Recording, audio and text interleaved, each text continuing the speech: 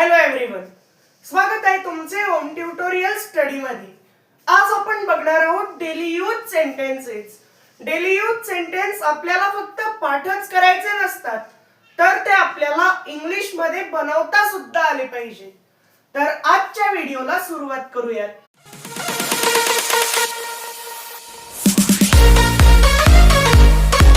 म्हणजेच कोणतेही जे मराठी वाक्य असतं ते आपण आज इंग्लिश मध्ये बनवणं शिकणार आहोत।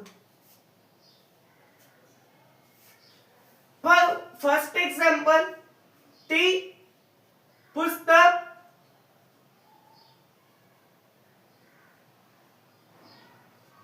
वाचत आहे।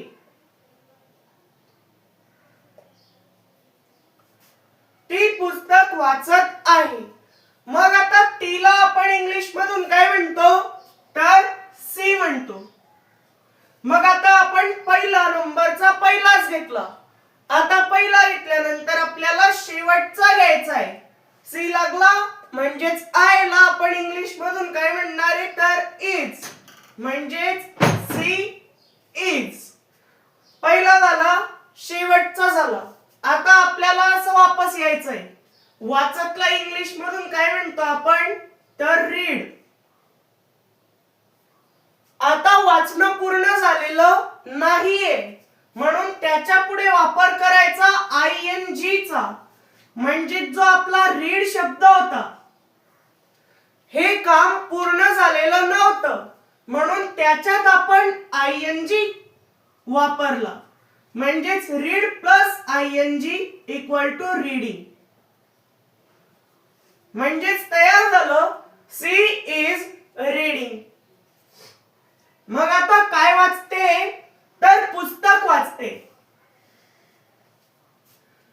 मग आता एक पुस्तक वाचते, म्हणून आपल्याला इथे वापर करायचा आहे अ चा। आणि पुस्तक याला आपण इंग्लिश मधून काय म्हणतो, तर बुक, म्हणून इथे घेऊ बुक। म्हणजेच काय सेंटेन्स तयार झाला, तर she is reading a book. Okay, हा झाला आपला पहिला सेंटेन्स। आता आपण आपला पुढचा सेंटेन्स बघूया। तो कार चालवत आहे।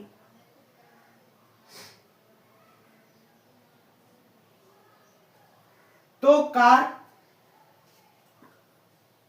चालवत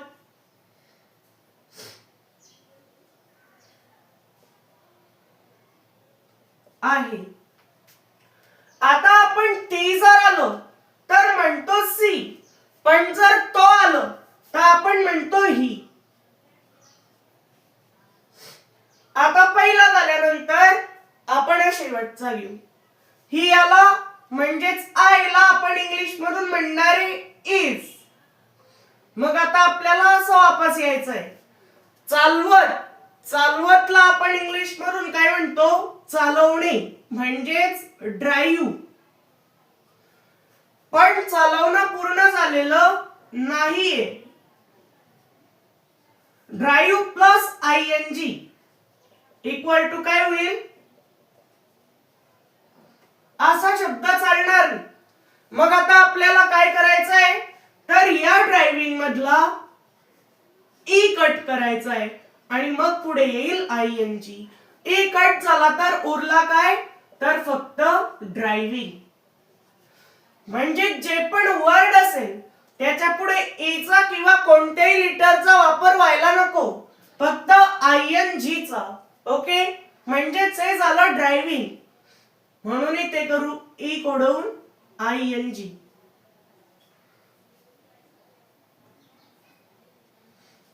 म्हणजेच हे झालं ही इज ड्रायव्हिंग।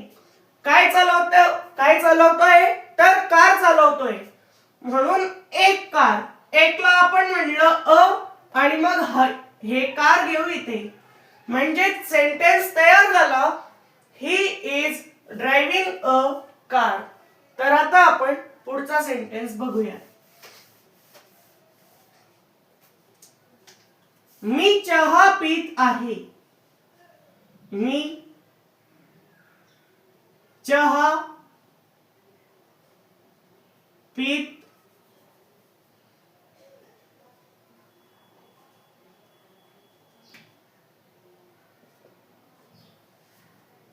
आता मीला आपण इंग्लिश मधून म्हणलं आय, आणि जर आय लागला तर आय ला म्हणलं एम.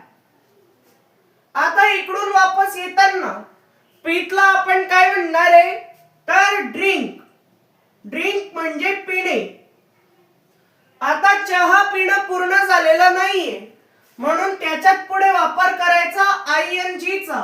ड्रिंकच्या पुढे आयएनजी वापरला तर झालं ड्रिंकिंग. I am drinking. मग पुढे काय घ्यायचंय अ, आणि चहाला आपण इंग्लिश मधून काय म्हणतो तर टी. ते घेऊ इथे. म्हणजेच I am drinking a T. मग पुढचा सेंटेन्स आहे तो शेतात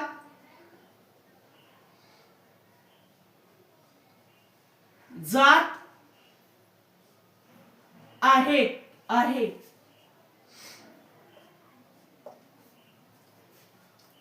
मग आता तोला इंग्लिश मधून म्हणलं ही आला तर आय ला आपण इंग्लिश मधून म्हणणारे इज.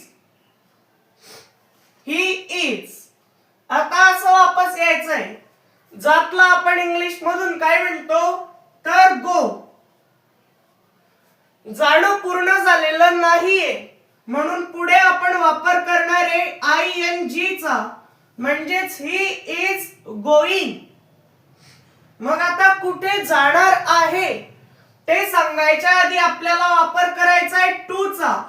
म्हणजेच ही इज गोइंग टू शेतात. शेत म्हणजे इंग्लिश मधून farm. I am going to farm. तर आता आपण पुढचा सेंटेन्स बघूया.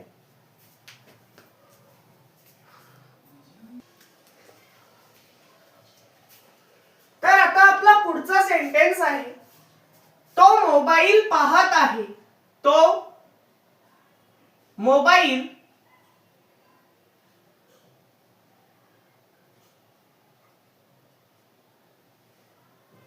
पाहत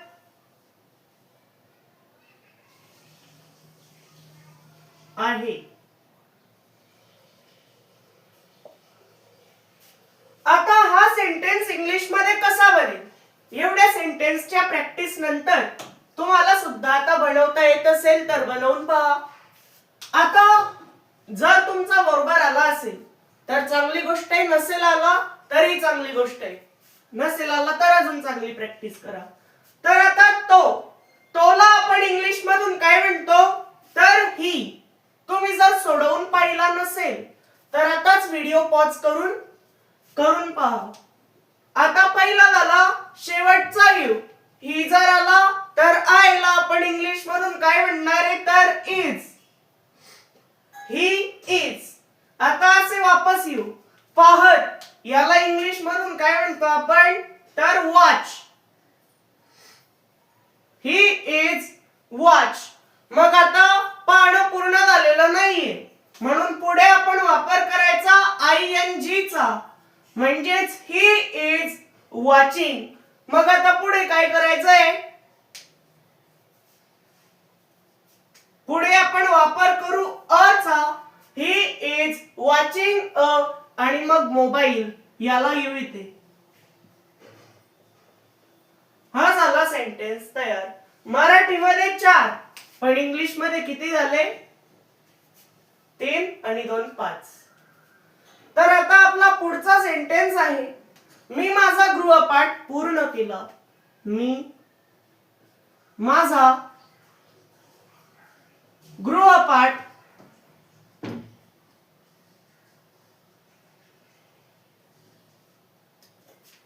पूर्ण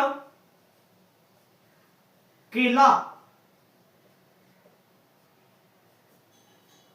आता मीला आपण इंग्लिश मधून काय म्हणतो तर आय. म्हणून आपण इथे वापर करू आय चा. आता पहिला झाल्यानंतर शेवटचा घ्यायचा. मग आता आय लागला तर इथे काय घ्यावं लागणार आहे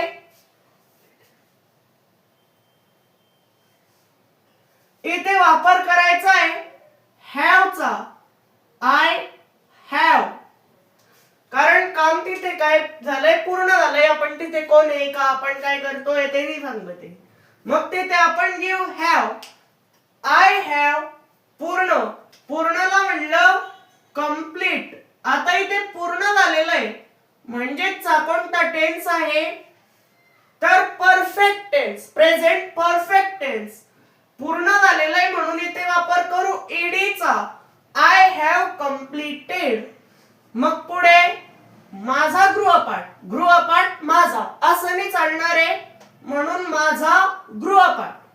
आपण काय केलं, पहिला घेतला, शेवटचा घेतला आणि त्याच्यानंतर पूर्ण घेतला. मग आता गृहपाठ माझा असं चालणार आहे का, नाही चालणार आहे. म्हणून माझा गृहपाठ हे घेतोय. I have completed. माझाला म्हणलं माय आणि गृहपाठ म्हणजेच इंग्लिश मधून होमवर्क. ओके. तर आता आपण आपला पुढचा सेंटेन्स पाहू. ते मैदानात खेळत आहेत. ते मैदानात खेळत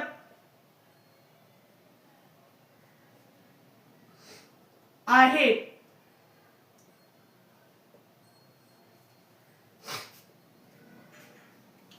तेला आपण इंग्लिश मधून काय म्हणतो तर दे. म्हणून इथे वापर करायचा देचा. हा पहिला झाला. आता आपण शेवटचा घेऊ. दे आला म्हणजेच ऐकला आपण इंग्लिश मधून म्हणलं आर म्हणजेच इथे घेतला they are.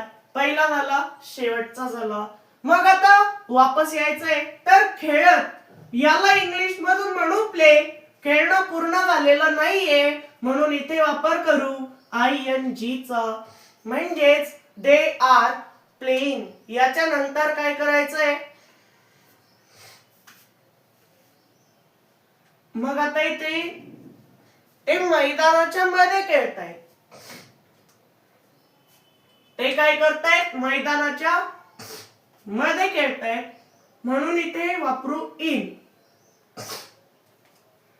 They are playing in. मग आता याच्या नंतर काय करायचंय, पुढे मैदानात म्हणजे काय ग्राउंड. इन ग्राउंड असं नाही बरोबर होणार म्हणून ग्राउंडला एक विशेषण आहे म्हणून तिथे आपण वापर करू द चा आणि मग मैदानात हे आपण लिहू ग्राउंड. तर पुढचा सेंटेन्स आहे आपला, मी तुला उद्या फोन करीन. मी तुला उद्या फोन करीन.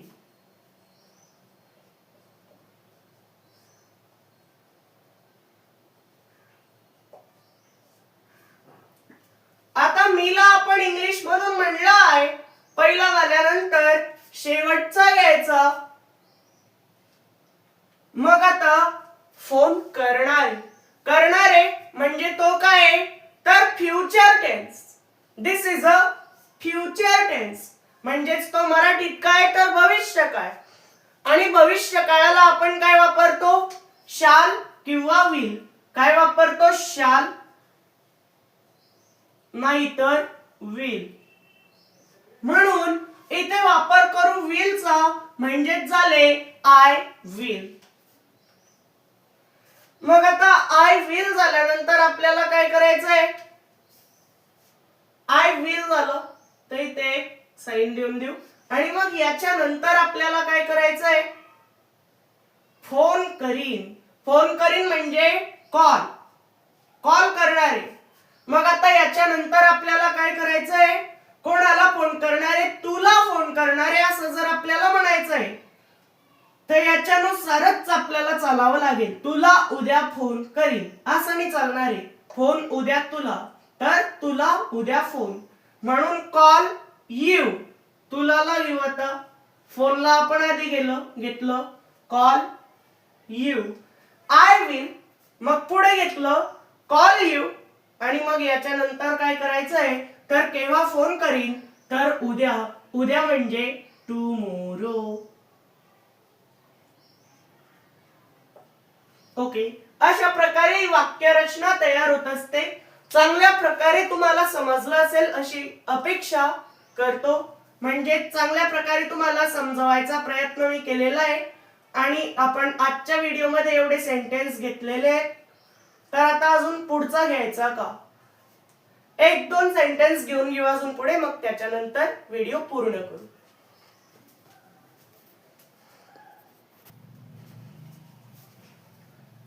आता सेंटेन्स आपला मुलगा मोठ्याने बोलत आहे. तर आता हे काय होणार आहे? बॉय इज स्पीकिंग असं आपण करून नाही टाकू शकत. डायरेक्ट मुलगा नाही घेऊ शकत. तिथे मी, ही, तो असं आलेलं नाहीये. म्हणून इथे सर्वात आधी वापर करायचा द चा आणि मग मुलगा. याला आपण इंग्लिश मधून म्हणलं बॉय. म्हणजेच ते झालं द बॉय. एवढा आपला पहिला झाला. मग आता शेवटचा घेऊ. The boy. आयला म्हणलं इज. The boy is. मग आता बोलत म्हणजे स्पीक.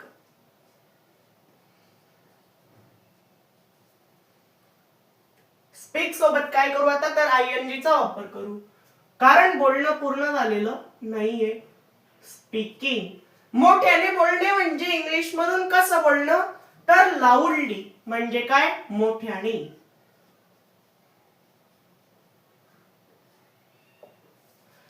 थोडीफार अशा प्रकारची वोकॅब्युलरी तुम्हाला माहिती पाहिजे. ओके, अशा प्रकारची जर तुम्हाला वोकॅब्युलरी माहित असली, मोठ्याने म्हणजे लाऊडली, प्लेइंग म्हणजे खेळणे, हे सगळं तुम्हाला माहित आहे. पण जसं की लाऊडली म्हणजे मोठ्याने, याच्यासारख्या वोकॅब्युलरी बऱ्याच जणांना माहित नाही राहत. मग आता आपला एकच सेंटेन्स घेऊ पुढचा. माझे वडील मला खूप मदत करतात. माझे वडील मला. सर्वांना कळालंच असेल की याच्या आधी काय वापरलं जाणार आहे? खूप मदत करतात. आणि जे आधीच म्हणजे जे पहिल्यांदाच शिकतायत पण डायरेक्ट या व्हिडिओवर आले, त्यांनी ऐका, हे सेंटेन्स थोडे मोठे तुम्हाला. म्हणजेच तुमचं जर बेसिक क्लिअर नसलं तर तुम्हालाही कळणार नाही. त्याच्यामुळे तुमचं सगळं बेसिक क्लिअर ठेवायचंय. तेव्हाच या व्हिडिओवर पाहायला यायचंय.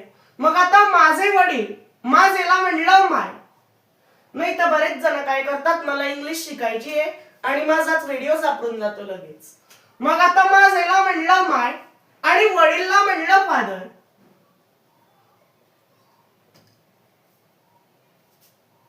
म्हणजेच हे झालं माय फादर. याच्या पुढे काय करायचंय? करतात. याच्याकडे लक्ष नाही द्यायचंय आता.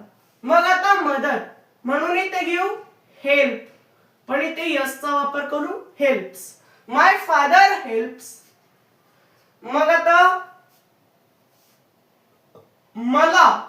मला आलंय म्हणजे, आणि ते काही पहिल्यांदा नाही आलेलं आहे, ते तिसऱ्या क्रमांकाला आलेलं आहे. म्हणून आपण इथे आयचा वापर करायचा नाही. मग कशाचा करायचा? तर मीचा. माय फादर हेल्प्स मी. मग आता पुढे काय घ्यायचं? खूप मदत करतात. एवढ्याला काय होतं? A lot. लॉट वापरायचा अशा ठिकाणी. म्हणजेच याचा अर्थ झाला माझे वडील मला खूप मदत करतात. My father helps me a lot. Okay, sentence समजला? तर एवढे सेंटेन्स घेऊन आपला व्हिडिओ आता पूर्ण होतोय.